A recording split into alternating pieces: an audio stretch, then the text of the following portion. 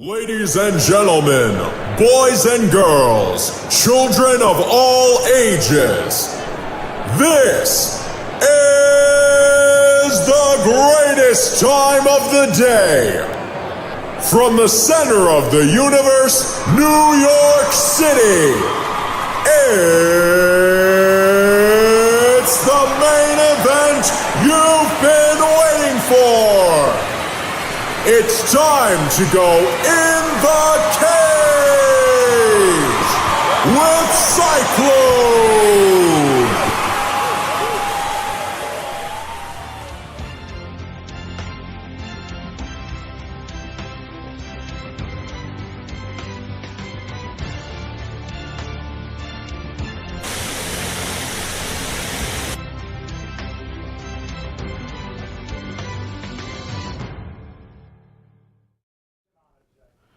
And I hope you're all having a good day.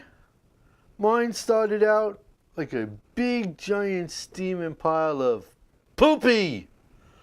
My knee's acting up. Thank goodness I get to go to my orthopedic surgeon next week, see if this thing can be fixed without surgery. I'm hoping. I don't want to be cut open like a giant potato again.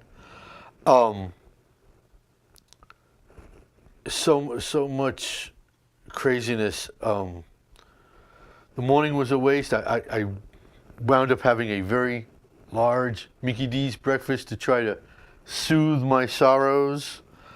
But que sera, sera, right? We move on. I said, hope you guys' day is better than mine, although I doubt it could be worse. I do want to mention that 2 weeks ago, because couldn't mention it last week, had so much to talk about. Jackhammer Promotions, 10th anniversary card. Not too shabby. Lots of good finishes. Hopefully I will have one or two guests from the card stop by in the near future. I'm looking forward to it. Looking forward to doing more broadcasting for them on June 2nd. Check out Jackhammer Promotions. Get yourself tickets. Mulcahy's and Wantagh. So anyways, we got some games coming up. We got some big breaking stories. For example, PFL starting this week, which, by the way, yours truly, once again, credentialed by the PFL. They've now had 2 changes to their card. Not a good start to their season. Not at all. But Larissa Pacheco is now taking on Kayla Harrison in the main event. Obviously, you guys know by now, Louise Taylor was going down from middleweight to welterweight. The New York State Athletic Commission hasn't cleared him. Why? I don't know what's going on. Hopefully I will talk to Ray Cepho and find out, and then let you guys know the inside scoop. Also, Khabib Nurmagomedov has said that he wants 3 more fights. And here's the thing. There was always the talk about Khabib wanting 30 fights. So that's because he's 27-0, 3 more, 27 plus 3 is 30. That's his 30 fights. Maybe then he walks away from the sport. But here's the thing. He wants, obviously, Dustin, the rematch against Conor, and GSP. But here's the thing about that fight. It's not going to happen. Not happening. No way. GSP has retired. He is out of the USADA testing pool. That would take him 6 more months to get back in. And I don't think GSP is coming back. So I guess Khabib is going to have to pick another target. Maybe we finally get the Khabib against the Tony Ferguson fight that has been jinxed beyond belief. Another thing, Daniel Cormier, speaking about future matches, now that Brock Lesnar's done and gone and no more discussion of that, Stipe and John Jones are his most likely last two fights. But DC, being the hard-headed egomaniac that every single pro athlete is, wants it at 205. Now look, here's the thing about that happening. Let's say DC beats John Jones at 205 and he walks away. He'll once again be champ, and now you'll have two divisions without champions, and all it's going to do is cause chaos. The fight should happen at heavyweight. Everyone knows it. And I think DC, in his heart of hearts, he knows that it should be at heavyweight. Because at 205, he just can't beat John. He has a snowball's chance in hell at heavyweight. And that's what it should be. But like I said, we got so much to talk about. We're going to this whole big shingding off in a few seconds. All about pound for pound. I'm breaking down pound for pound MMA and pound for pound boxing. Not wrestling. There's just no pound for pound in wrestling. So I talked about the GOATs and the Mount Rushmore earlier in the year. Now I'm breaking down. Now look, here's the thing. Yes, pound for pound discussion can be and is subjectional. Or everybody has an opinion on who should be where. I'm breaking down mine and why I think mine should be yours as well. And we're going to start all that off right after this. This is Frank Edgar. This is the Barbarian Tim Bosch. I'm World Series of Fighting undefeated lightweight champion Justin Gaethje. MMA legend, UFC Hall of Famer, Iceman. Chuck it up. If you got the guts, step in the cage with CYCLONE.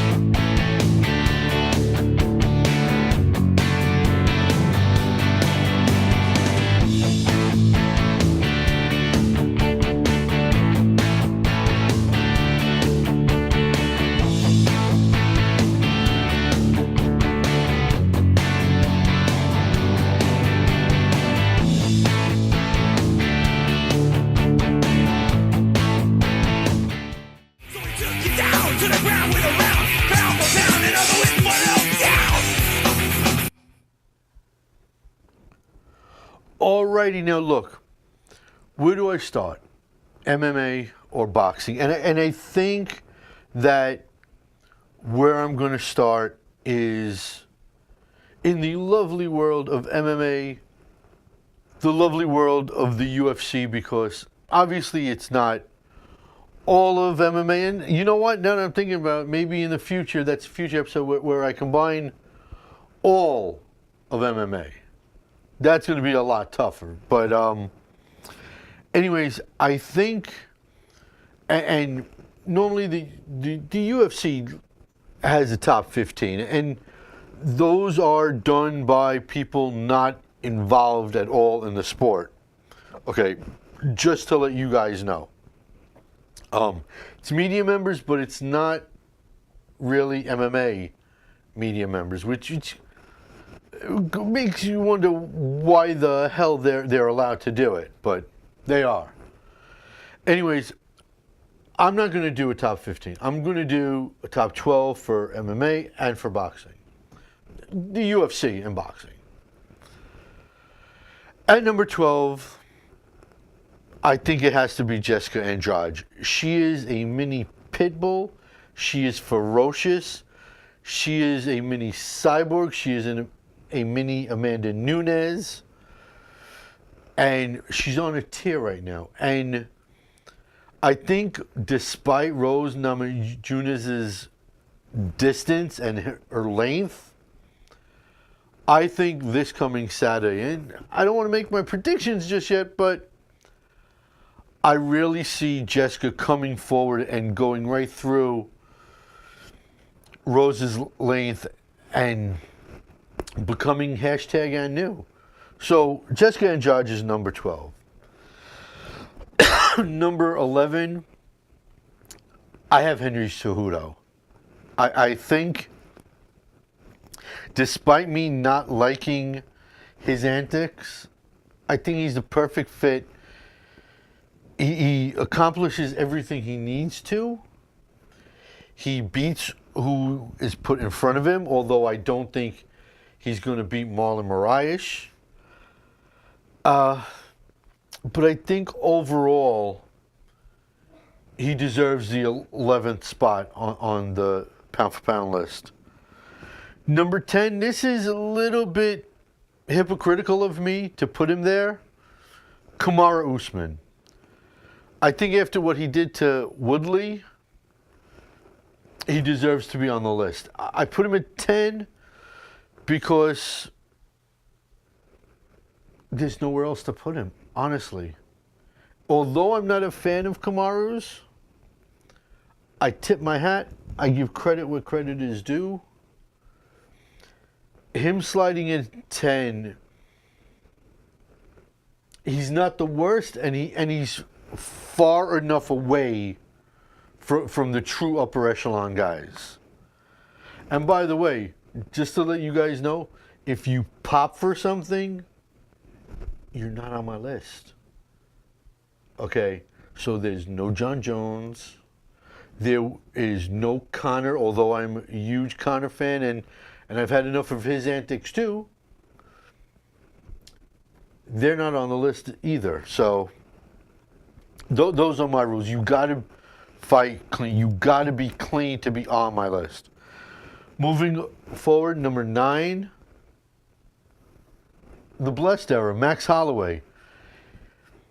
Despite what Dustin Poirier did to him, he is the best featherweight. He's just so complete of a fighter. As a fight goes on, his output increases. It never decreases, with the exception of the Dustin Poirier fight. It happens. Okay? Every dog doesn't have their day, so to speak. Number 8, I'm going on a massive tree branch. I am putting Valentina Shevchenko at number 8. I think she is one of the most complete female athletes on the planet. Not just MMA fighters, not just UFC fighters, one of the most complete female athletes on this planet. I have her at number 8. 7, this was a tough choice for me to put him at 7. He hasn't fought in a while. He hasn't defended in a while. Not to his own issues, just because life happens. Things happen, you know. Some of us are jinxed. I can relate. I have Bobby Knuckles, the Reaper, Robert Whittaker at number 7. He's a beast. When he's in the cage, he's a beast. Okay? Despite what you might think if he did or didn't beat Yoel the second time around, you got to give credit where credit is due once again. And that's why Bobby Knuckles is at number 7. Number 6, this is an even bigger branch for me. I know a lot of you watching this right now are going to say, Cyclone, you are certifiably cuckoo for Cocoa Puffs. I'm putting who I thought was one of the baddest asses at middleweight, and soon to be one of the baddest asses at light heavyweight, Luke Rockhold. I think Luke, now I just said Bobby Knuckles is one of the most complete fighters, and same thing with Valentina. Luke Rockhold, despite his attitude and his cockiness and his arrogance, all of which, by the way, is not illegal, he is a truly complete fighter.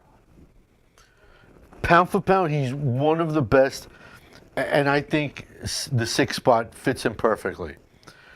Number 5, another fighter who hasn't fought in a long time due to outside issues, Tony Ferguson. Tony Ferguson is a dangerous, dangerous fighter on the ground and standing up. Doesn't matter where it goes. He is just a freak. He outthinks you before you think you know what he's going to do. Okay? He is like the Larry Bird of MMA.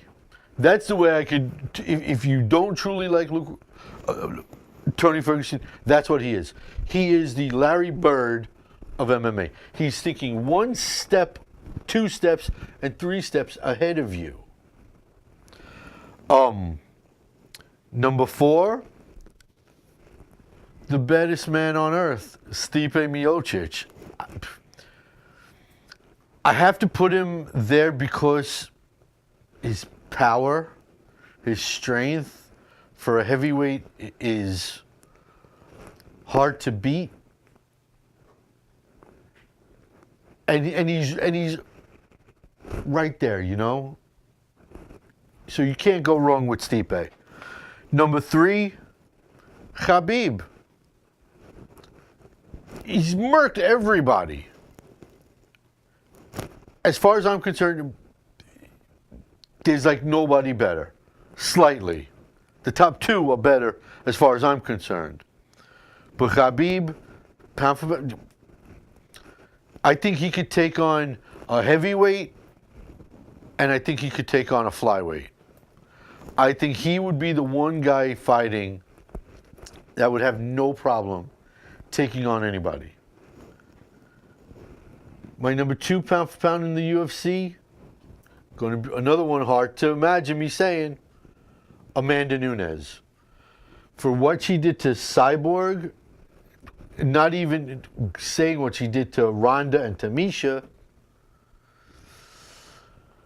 Amanda is, the lioness is a beast. She really is. She has manpower as a female. And she's been in multiple divisions. She's done it all. She's the female champ, even though the UFC obviously doesn't consider female featherweights, which is a whole other story for another day. That leaves the number 1 spot. Who else could it be? DC, Daniel Cormier. Despite me hating him playing politics, despite me hating the stuff that he pulls with wanting Brock, pound for pound, DC can take on anybody. With the exception of one person, and that one person I will never put on my pound for pound or my GOAT list because I only deal with clean fighters. If you're not clean, you're not on. That's the way it is as far as I'm concerned. So, as far as the UFC is concerned, that is the top 12. Now let's do some sweet science. Move over a little bit from MMA. Let's do some sweet science of boxing. I'm going to start out in the featherweight division. I think, and this is a major branch. Now I'm on the end branch, the little tiny one that's just out there like that. I'm starting out on this one. Like I said, I'm going to the featherweights to start off at number 12. Oscar Valdez.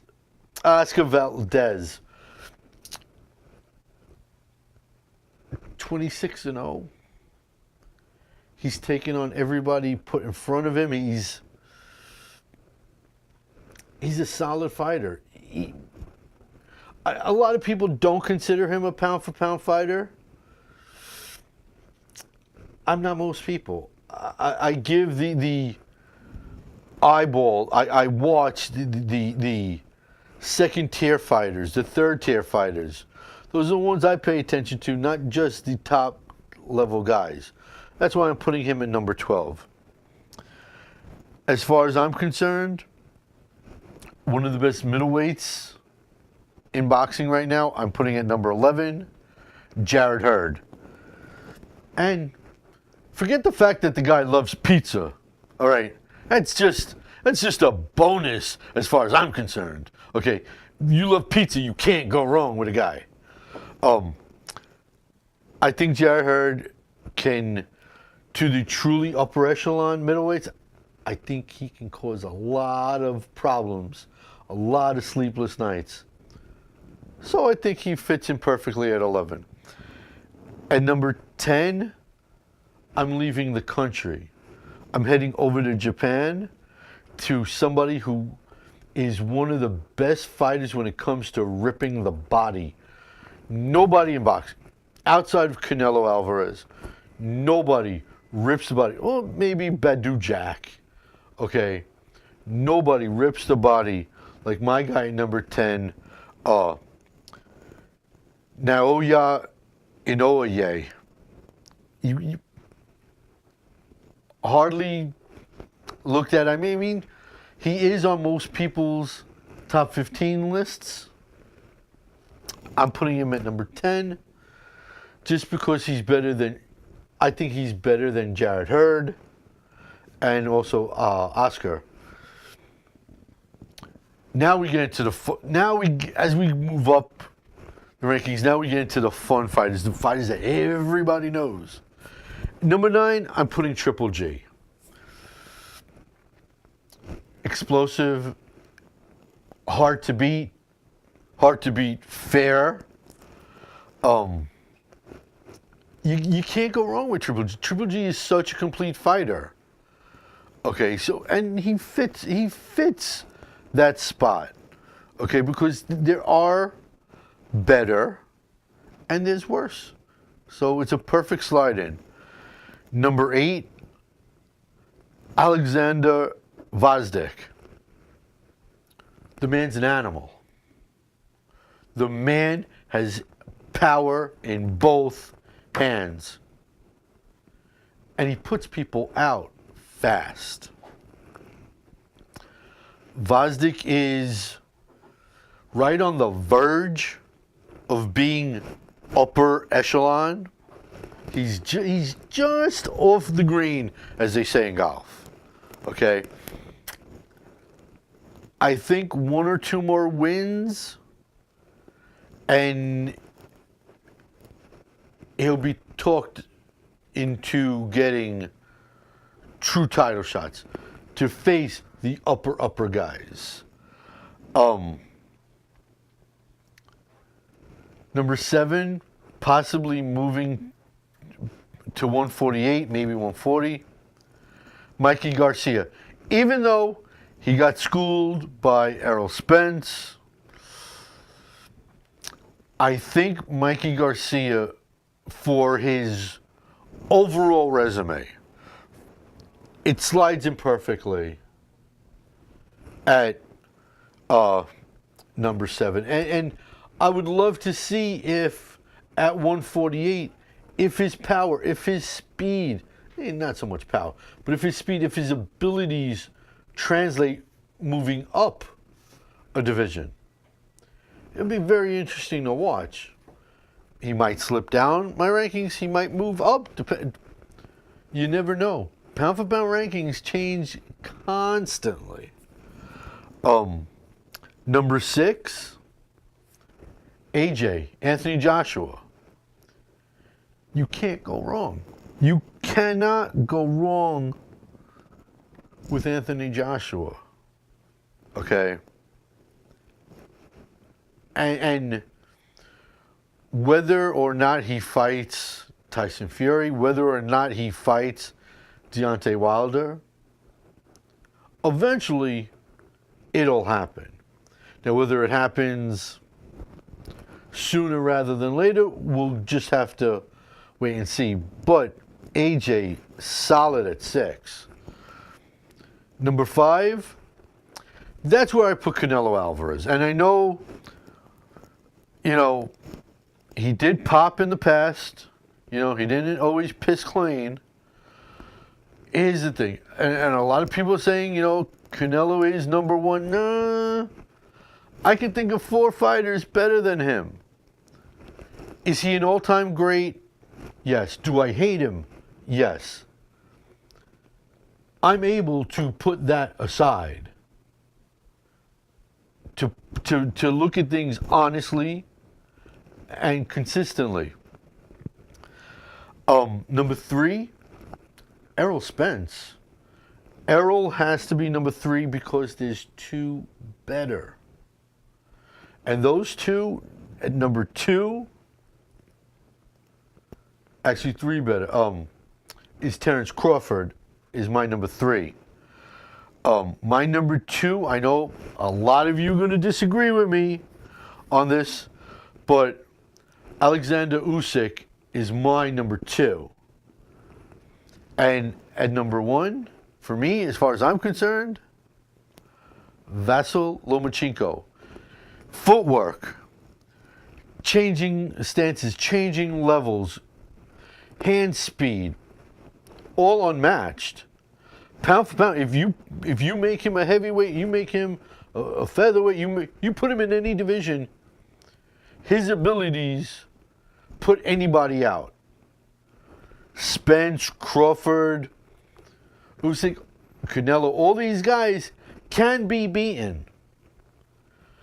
I don't think because Lomachenko's so well-rounded, so dangerous, I don't think there's anywhere else to put Lomachenko, as far as I'm concerned, except for number 1. So there you have it. Pound for pound, top 12 in MMA, the UFC, and in boxing. So guys, do me a favor. I missed this before, so I'm going to say it twice. Please share. I know that you guys, looking at where to watch right now. There's some tech difficulties, but things happen. We're just going to flow right through this. Share this. I'm begging you. Got to get my numbers up. Please share. Really simple. Check out CycloneComedy.com. Okay. Check out Psyche Prods on Facebook, and you can eventually enter a raffle. We got the Facebook question raffle coming up later today. We got the UFC 237 prediction raffle coming up this coming weekend to keep your eyes on that. And obviously, get yourself a great t-shirt. There's such an array, a plethora, if you will, of great different t-shirt styles right on effectiveaggression.com. And it's reasonably priced too. Who doesn't like reasonably priced stuff? Okay, so we're going to get to some bigger stories when we come back right after this. Hi, I'm Jim Miller. This is Dan Merigliotta. I'm Derek Brunson. I'm Nick the Carney Lentz, and you're locked into the cage with Cyclone.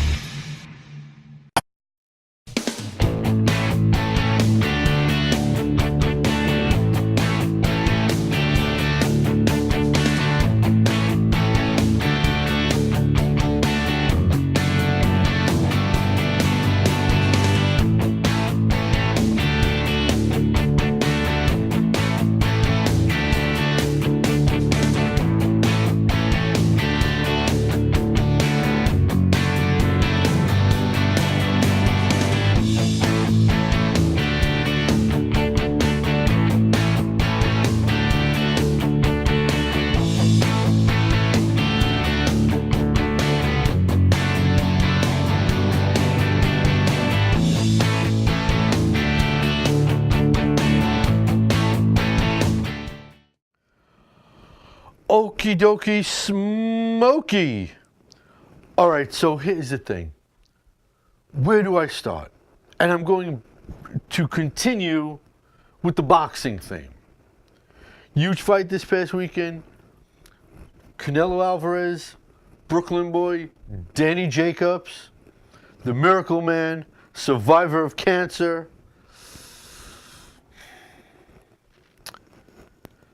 I can't say that Danny Jacobs won. I can't say that the refs stole the fight once again on Cinco de Mayo for Canelo Alvarez the way they've done twice before against Triple G. Danny came out slow.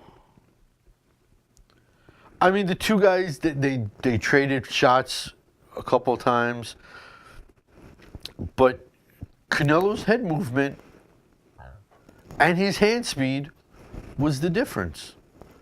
That's just the way it is. And I hate to say it because I wanted Danny Jacobs so badly to win. I wanted him to take all of Canelo's belts and say nanner, nanner, nanner, but it's not what happened. The truth of the matter is he got beat. Personally, I scored it 116, 112. Okay, I was just about right in line with the judges. Now, yeah, Danny landed some good shots later on in the fight, but nothing devastating, nothing that rocked Alvarez's world. Now, that being said, I want that trilogy with Triple G. Yes, Triple G got robbed twice. When you have a Mexican fighter fighting on Cinco de Mayo with a Mexican judge and a Mexican ref and everything's leaning, well, it's stacked so much against whoever it is. And it's almost like Canelo's the Mexican version of Floyd Mayweather.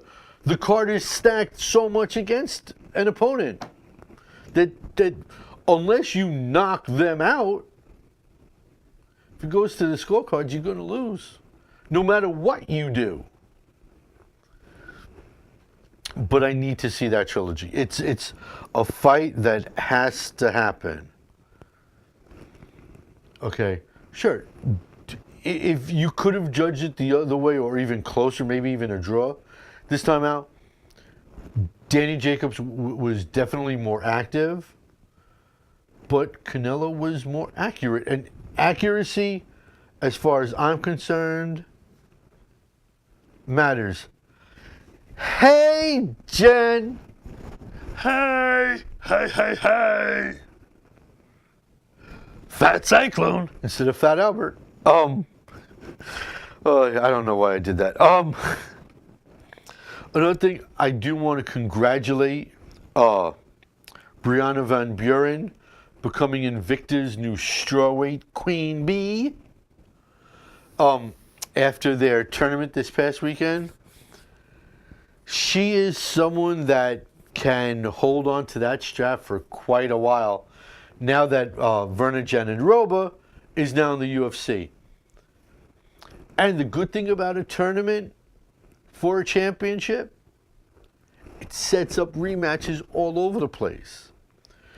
She used takedowns, she used ground and pound, and she used submissions to sweep 3 relatively easy fights for her. And that's fun to watch.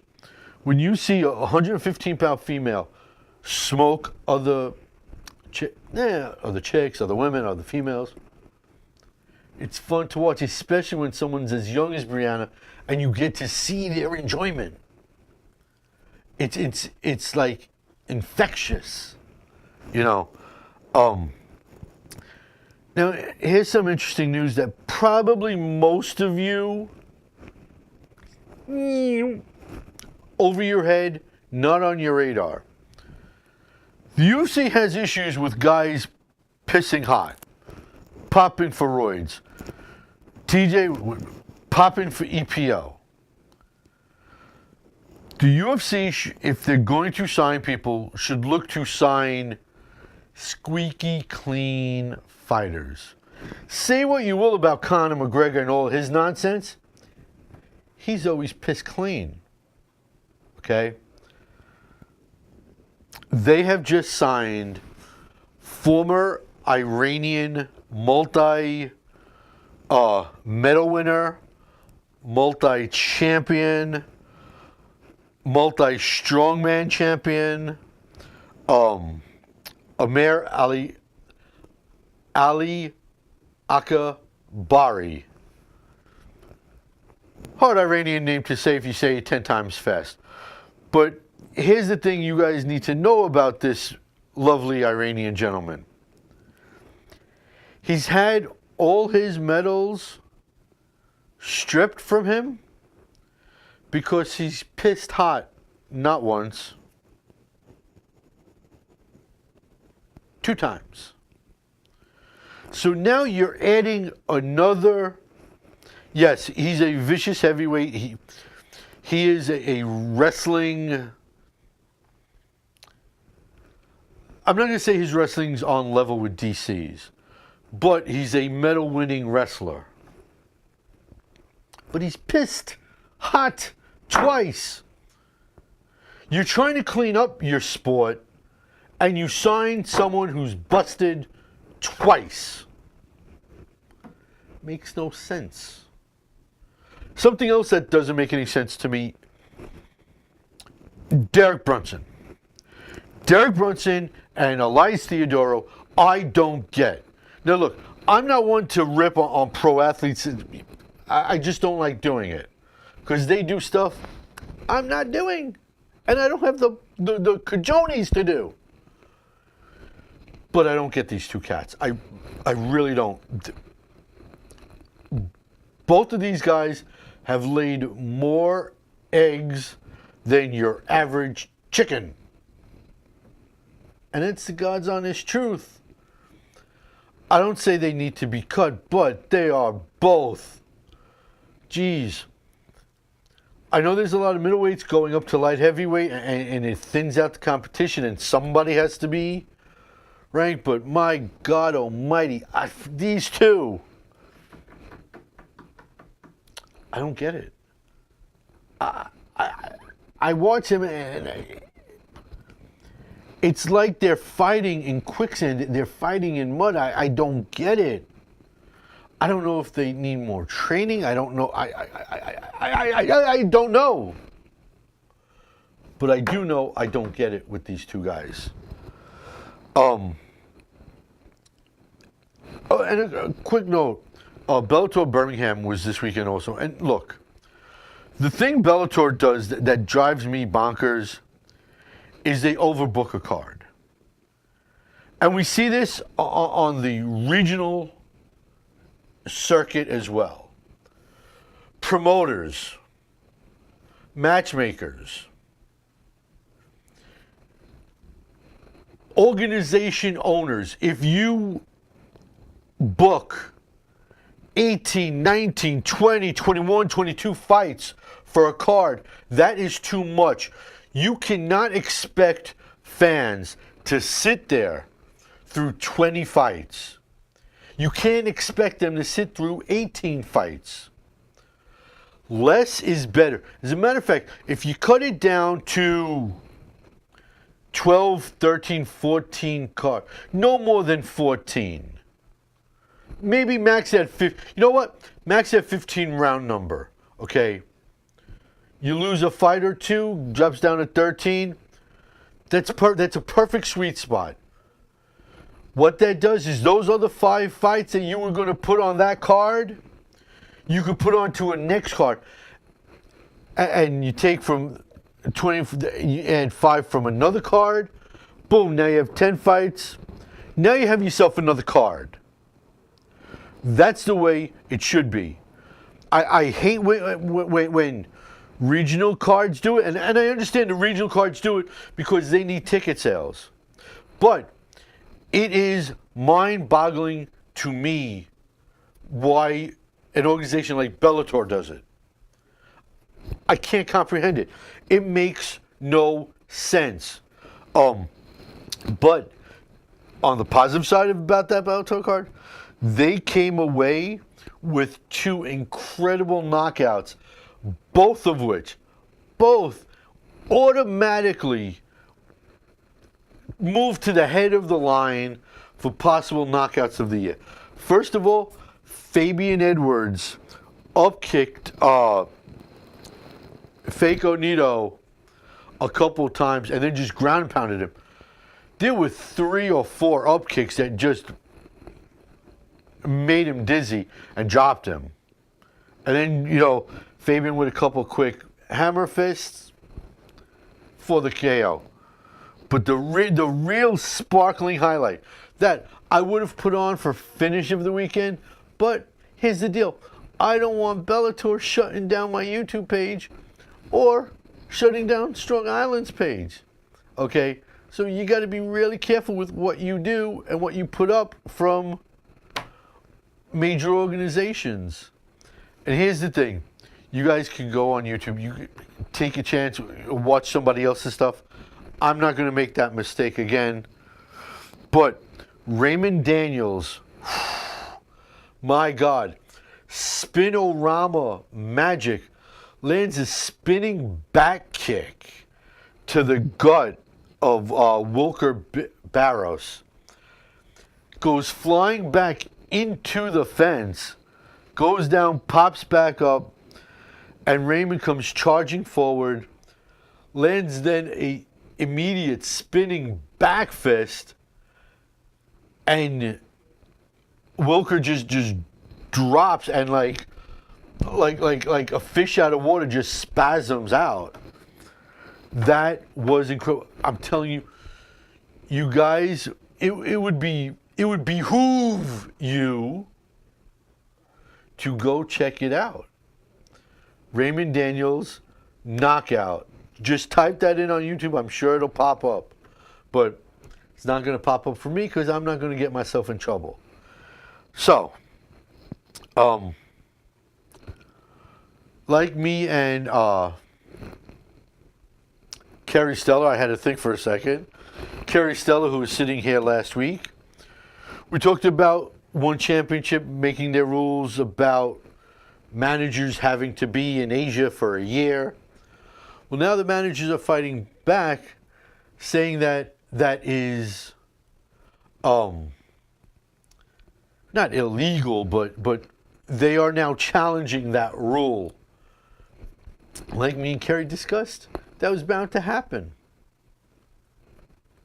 Once again, predictions come true. So guys, click share. I'm asking for the billionth, gazillionth time. Come on. Click share, will you pretty please? It would really, really mean a lot to me if you did. I want you guys to check out CycloneComedy.com. I want you guys to check out Psyche Prods on Facebook. Like the page. Follow the page. Enter the question raffle. Enter the pay-per-view raffle. Win yourself a free prize. Who doesn't like free stuff? Also, obviously, check out EffectiveAggression.com. It would behoove you to check out and purchase a glove signed by athletes, celebrities, musicians. We have it all. And there's going, a little teaser, there's going to be more gloves coming in signed in the very near future. Wink, wink. Something for you guys to look forward to. And another little tease coming up in a little while. You guys gotta keep it here on Strong Island. You know why? Because it's the debut of the Newman Show. That's right. The Newman Show starts tonight, right after me, so keep it here. And we're gonna do some fun games right after this.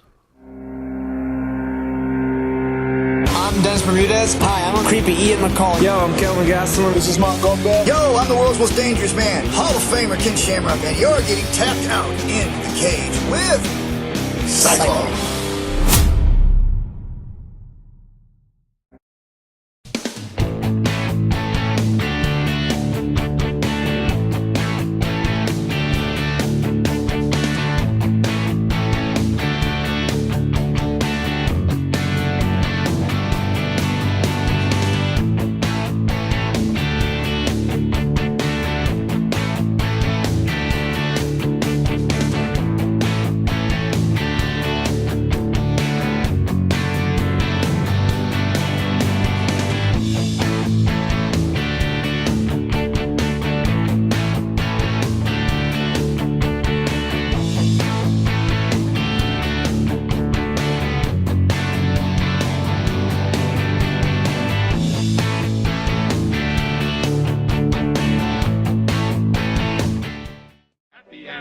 anniversary, happy anniversary, happy anniversary, happy anniversary.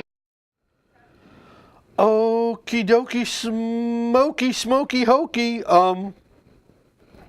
3 birthdays today as I finish doing this. Benial Dariush is 30 years old today. Also celebrating a birthday, Smiling Sam Alvey. He's 33. Wow, Sam Alvey's only 33. Jeez. And turning 46 years young, the one, the only, Chaim Gozali.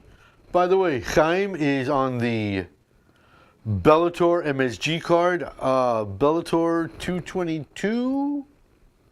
Yeah, 222, coming up in June. I'm starting to actually wonder if his son Aviv will be on the card as well, and that would be awesome to have father-son on the same card. But anyways, happy birthday to you, Chaim, to you, Smiling Sam, and to you, Mr. Dariush. Happy birthday. Now, what say we have everybody's favorite part right now, the raffle.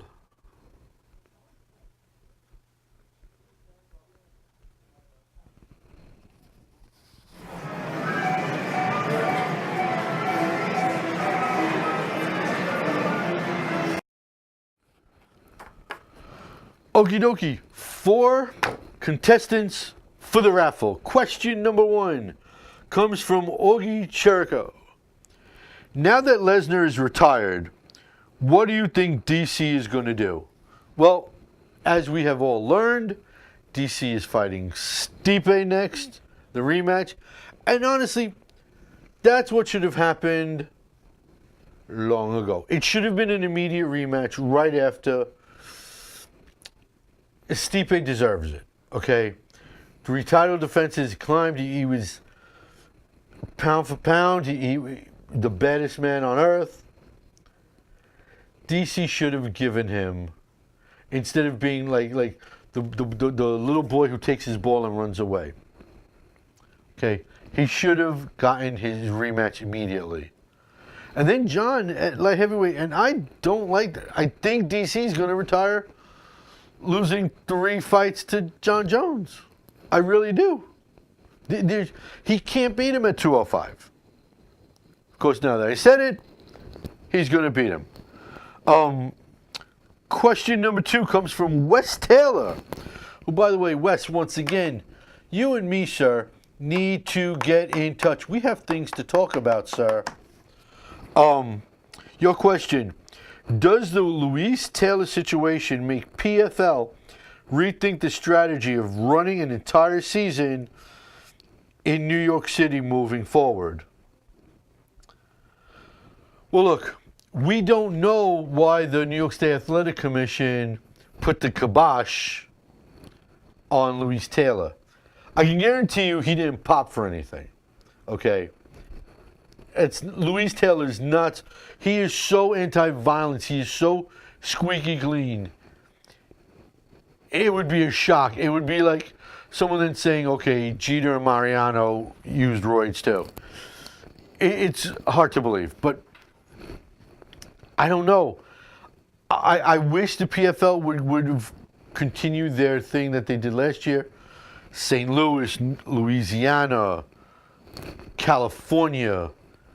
Just doing 3 cards in Long Island, 3 cards in Atlantic City, I don't think that makes sense. You want more venues to expand and grow your brand, not less. So I don't know. I just don't know what the new heads of the PFL are thinking. But I guarantee you, Wes, I will find out on Thursday for you. Question number 3, Kenny Hotchkins. Who do you think Canelo fights next? Triple G, Andrade, or someone else?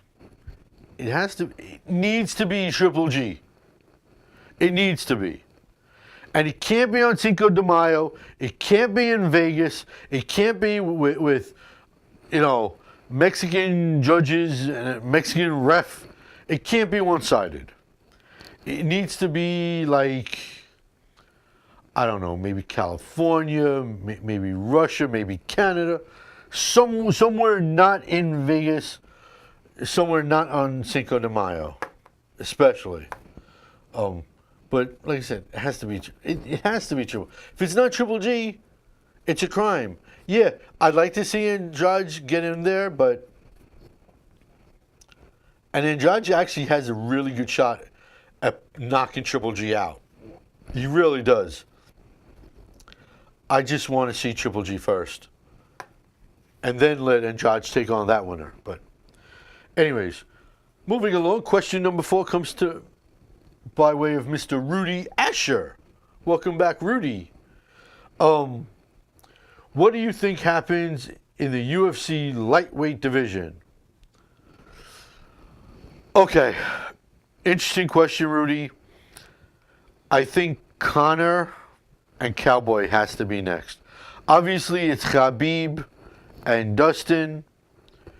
You square off Tony and Justin Gaethje, and I really hate to welcome Tony Ferguson back with a psychopath like Justin Gaethje, but everyone else is squared off. Everyone else has a dance partner. Khabib, Dustin, it's locked in. Make Budweiser fight Proper 12 whiskey. It's so good because Conor starts fast, Cowboy starts slow, Cowboy finishes strong, Conor finishes slow. So they are the perfect antithesis, triple word score on Scrabble right there, antithesis of each other. It's perfect matchup, and that leaves, like I said, Gaethje and Tony.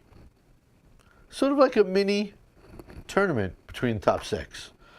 So, those are the questions of the day. Now, let's pick a winner.